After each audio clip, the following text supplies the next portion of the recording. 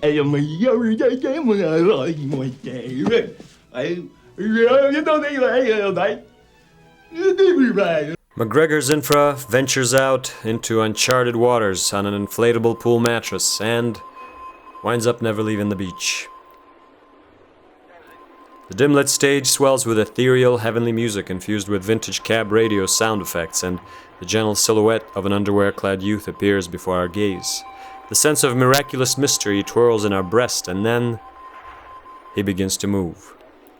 Disjointed, stabbing gestures, arrhythmical and somewhat comic, like a child showing off, only this child takes himself very seriously. Then another appears out of the silky darkness, the cringes climbing from my stomach to my throat. The pretense like artificial frosting on an expensive donut glazes the back of my throat. For fuck's sake, I think to myself, I have to sit through another 40 minutes of this bullshit at least. You're not enjoying yourself? The spectacle slowly evolves into duets where the underwear-clad youths mishandle their female counterparts in an awkward show of good sportsmanship.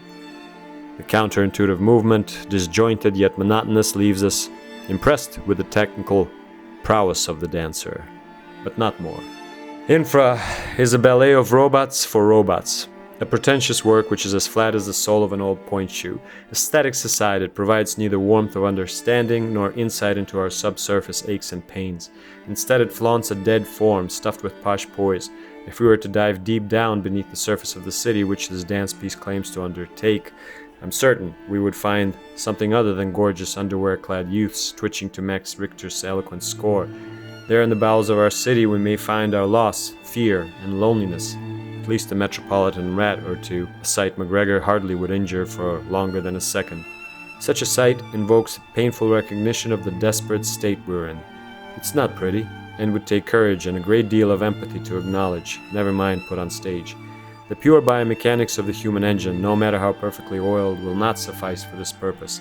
The three dancers that begin the piece on stage move with quick broad strokes, never really minding the presence of the other, nor attempting to establish any dialogue through movement. Why should they? Robots have no need for seemingly extraneous connection. These virtuosic mannequins are only saying this: "Hey, look at me. Look how I can move. Aren't I amazing? Aren't I pretty?" Perhaps if they would wear red noses and openly have a competition for best leg lift or arabesque, I would imagine the show would be more honest and enjoyable, allowing us to laugh at how far our self-centeredness will extend, less checked. Instead, we embark on a pretentious journey into the deep waters, but end up running dry without actually casting off. You've had the living body explained to you and you're bored with it. You've had the universe explained to you and you're bored with it. So now you just want cheap thrills and like plenty of them, and it don't matter how tawdry or vacuous they are, as long as it's new, as long as it's new, as long as it flashes and fucking bleeps in 40 fucking different colours.